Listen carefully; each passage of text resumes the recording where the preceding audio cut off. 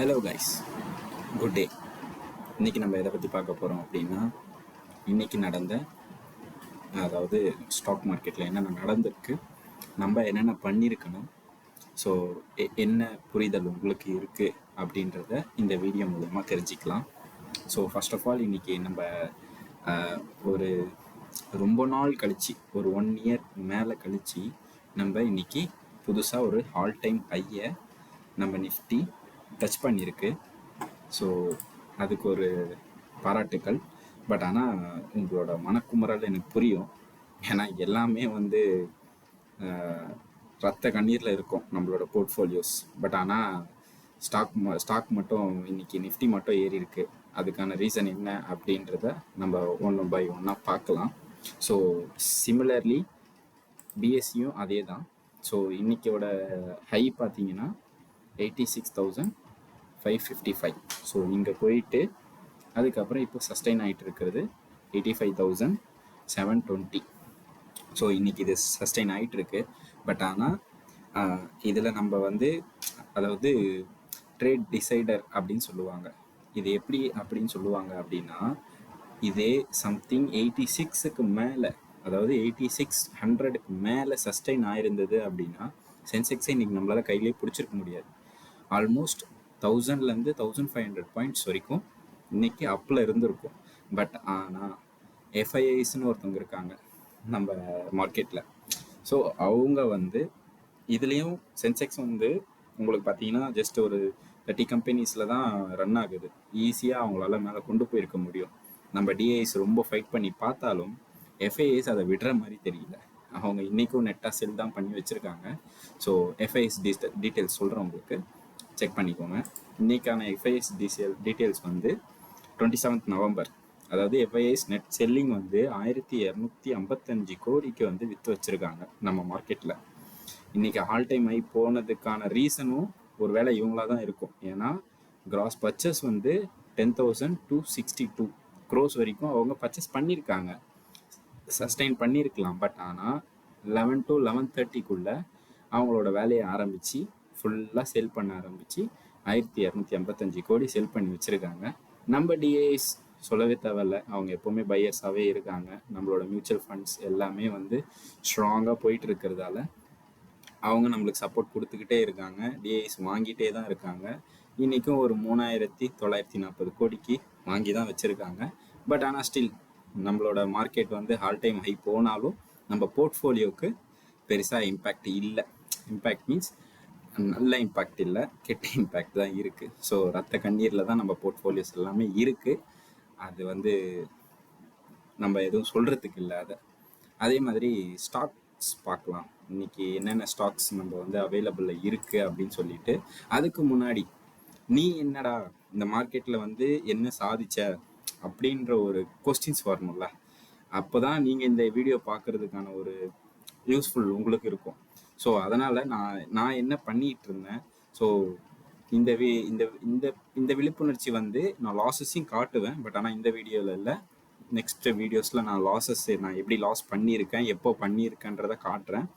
But ஆனால் இப்போது நம்ம ஏர்னிங்ஸை பார்ப்போம். ஏன்னா இது வந்து என்னோட ஃபஸ்ட் வீடியோ. ஸோ ஏர்னிங்ஸை காட்டினா தான் உங்களுக்கு ஒரு புத்துணர்ச்சி இருக்கும். ஓகே, இதுதான் மார்க்கெட்டுன்னு ஒரு அண்டர்ஸ்டாண்டிங் இருக்கும். அதே மாதிரி மார்க்கெட்னா என்ன அப்படின்றத நான் உங்களுக்கு எக்ஸ்பிளைன் பண்ணுறேன் இன்னொரு டீட்டெயிலாக.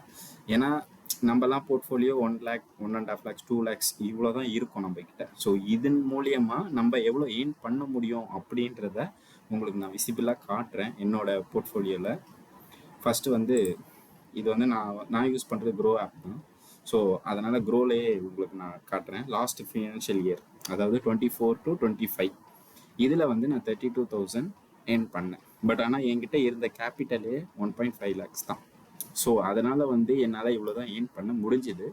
பட் இருந்தாலுமே எனக்கு அப் அண்ட் டவுன்ஸ் இருந்தாலும் ஓவராலாக நான் பார்க்கும்போது ப்ராஃபிட்டபுளாக இருந்தேன். ஸோ அதே மாதிரி தான் கரண்ட் ஃபினான்ஷியல் இயர், அதில் வந்து என்னோட வளர்ச்சியை நான் காட்டணும். அதாவது 32,000 கீழே போயிடக்கூடாது, 32,800 வந்திருக்கணும். ஸோ அதுதான் வந்து ஒரு குட் ஏர்னிங்ஸாக இருக்கும். ஸோ அதை நான் வந்து சாதிச்சிருக்கேன், அதை நம்ம வியூவர்ஸுக்கு சொல்லணும் அப்படின்றதுக்காக கரண்ட் ஃபினான்ஷியல் இயரோட நான் போர்ட்ஃபோலியோ காட்டுறேன். இந்த வருஷத்துக்கு, அதாவது ஜான்வரி 25லேருந்து டிசம்பர் 25க்குள்ள 80,000 வந்து நான் ப்ராஃபிட் பண்ணியிருக்கேன். இந்த டைமில் போன இயர் 1 lakh வச்சுருந்தேன், இந்த வாட்டி எக்ஸ்ட்ரா 1 lakh வச்சு 2 lakhsல இந்த எர்னிங்ஸ் நான் பண்ணியிருக்கேன். ஸோ இதை உங்ககிட்ட காட்டுறதுக்கான ரீசன், நானும் ஸ்டாக் மார்க்கெட்டில் பெருசாக டெக்னிக்கை அனலைஸ் பண்ணி ஸ்டாக்கை ஃப்ரிட்ஜ் பண்ணி எப்படி பண்ணுறது எல்லாமே நான் உங்களை மாதிரி யோசிச்சிருக்கேன். என்ன பண்ணுறதுன்னு தெரியாமல் ரொம்ப நாள் முழிச்சிருக்கேன்.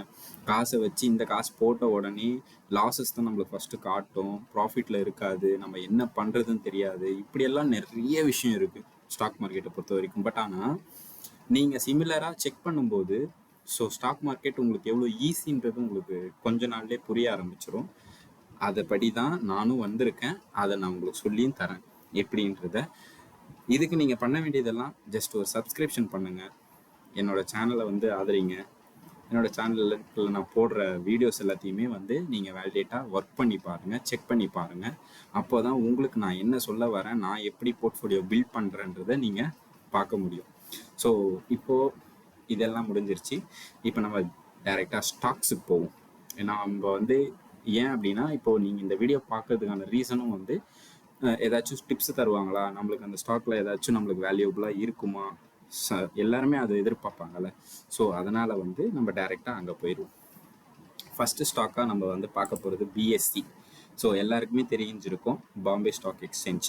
ஸோ இதோட வேல்யூ எப்படி அப்படின்னா, ஒரு 2 to 3 மந்த்துக்கு முன்னாடி இது வந்து ஒரு 7,000 7,500 வரைக்கும் போயிட்டு அங்கேருந்து ஸ்டாக் ஸ்ப்ளிட் பண்ணி 3:1 சொல்லி கொடுத்து 3 ஸ்ப்ளிட் பண்ணி போட்டாங்க.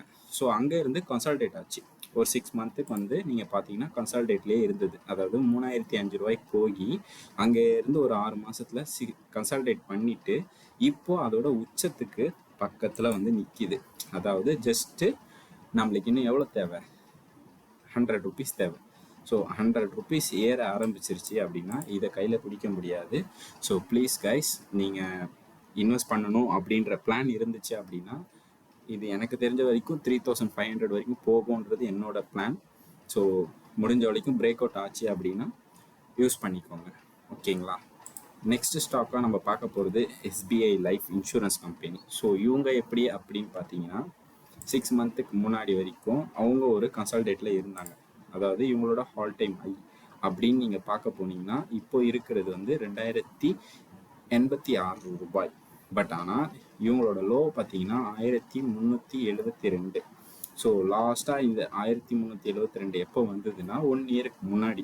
ஸோ இந்த ஸ்டாக்கை நீங்கள் 1 இயருக்கு முன்னாடி வாங்கி வச்சுருந்தீங்க அப்படின்னா இன்றைக்கி அது ஒரு 700 rupees ப்ராஃபிட்டபுளாக இருந்திருக்கும் உங்களுக்கு. பட் ஆனால் நான் இதில் என்ன சினாரியோ சொல்ல வரேன்னா, same for break out. So இது ஆல்ரெடி பிரேக் அவுட் ஆகிட்டு மேலே ஏறிக்கிட்டு இருக்கு. ஸோ அதனால் உங்களோட மொத்த கேபிட்டலும் இதில் போடாமல் கொஞ்சமாக இன்வெஸ்ட் பண்ணி ட்ரை பண்ணி பாருங்கள். இது 2,300 வரைக்கும் போகிறதுக்கான வாய்ப்பு இருக்குது. ஸோ நெக்ஸ்ட்டு நம்ம பார்க்க போகிறது என்ன அப்படின்னா, எந்தெந்த ஸ்டாக்ஸ் பிரேக் அவுட்ஸ் ஆக போகுது அப்படின்றத வந்து நம்ம செக் பண்ணலாம், பார்க்கலாம். ஃபஸ்ட்டு பார்த்தீங்கன்னா Ashok Leyland. So Ashok Leyland வந்து ரொம்ப நாளாக ஒரே இடத்துல இருந்து அரைச்சி முடிச்சுட்டாங்க. இப்போ போக போகிற ரீச் பார்த்தீங்கன்னா இன்றைக்கி ஆல் டைம் ஹை தொட்டிருக்கு. ஸோ அதனால் இன்னைக்கிலேருந்து கன்சல்டேட் பண்ணும்போது வித்தின் 1 வீக்குள்ளே 166 போகிறதுக்கான வாய்ப்பு அதிகமாக இருக்குது. அதே மாதிரி ஒரு ஸ்டாக்ஸ் வந்து ஏறப்போகுது அப்படின்னா அவங்க வந்து ஏகபோகமாக நம்மக்கிட்ட வந்து ஒரு எப்படி சொல்கிறது, உங்களுக்கு ஒரு நல்ல ஒரு இதை கொடுப்பாங்க. ஸோ அந்த மாதிரி தான் நியூஸஸ் நல்லா வந்துகிட்ருக்கு அசோக் லைலாண்டில். ஸோ வெயிட் பண்ணி வாங்குங்க. இதை பை பண்ணுற ரேஞ்ச் வந்து 160 வாங்கினீங்கன்னா ஒரு 6 rupees உங்களுக்கு கிடைக்கும். லாட் சைஸ் கொஞ்சம் அதிகம் பண்ணிக்கணும். ஆனால் செகண்ட் ஸ்டாக்காக நம்ம பார்க்க போகிறது கிளென்மார்க். ஸோ இது ஒரு ஃபார்மட்டிக்கல் கம்பெனி. சிமிலர்லி இதுவும் ஒரு ஸ்ட்ரக்சர் பிரேக் அவுட்டில் இருக்குது. இன்றைக்கி நல்ல லெவலில் பிரேக் அவுட் ஆகி இருக்குது. ஸோ இது நம்ம எக்ஸ்பெக்ட் பண்ணுறது 2,081 ரூபா போகும் அப்படின்றதுக்காக இதையும் நீங்கள் கன்சிடர் பண்ணி பாருங்கள். அடுத்த கம்பெனியை நம்ம என்ன பார்க்க போகிறோம் அப்படின்னா பிஹெச்எல். இது எல்லாருக்குமே தெரியும். ஆல்மோஸ்ட் இன்றைக்கி வந்து அதுவும் கன்சல்டேட் ஆகி பிரேக் அவுட் ஆகிருக்கு. ஸோ 311 வரைக்கும் போகிறதுக்கான வாய்ப்பு இருக்குது. ஸோ யூஸ் பண்ணி செக் பண்ணி பாருங்கள். அதே மாதிரி ஹெச்டிஎஃப்சி பேங்க், இது உங்களுக்கு சொல்ல வேண்டியதில்லை, 3000 இருந்தது. இதுவும் சேம் ஸ்டாக் ஸ்ப்ளிட் பண்ணாங்க. இப்போ அதோட ரேஞ்ச் வந்து 1010 இருக்குது. எக்ஸ்பெக்ட் பண்ணுறது 1054 வரைக்கும் போகலாம் அப்படின்னு சொல்லிட்டு. ஸோ இதையும் ட்ரை பண்ணுங்கள். நெக்ஸ்ட்டு எல்என்டி, எல்லாருக்குமே தெரியும், ஒரு good IT company plus infrastructure. அவங்க நிறைய பிஸ்னஸில் இருக்காங்க. கவர்மெண்ட் பிஸ்னஸ் ப்ராஜெக்ட்ஸ் எல்லாத்தையுமே எடுப்பாங்க. ஸோ இதுலேயும் நல்ல ஒரு பில்ட் பண்ணலாம் உங்கள் போர்ட்ஃபோலியோவை. ஸோ அதனால் சிமிலராக இருக்குது. இப்போ பிரேக் அவுட் ஆக போகுது. ஸோ உங்களுக்கு வேணும் அப்படின்னா, ஏன்னா இதெல்லாம் ரேட் அதிகம்.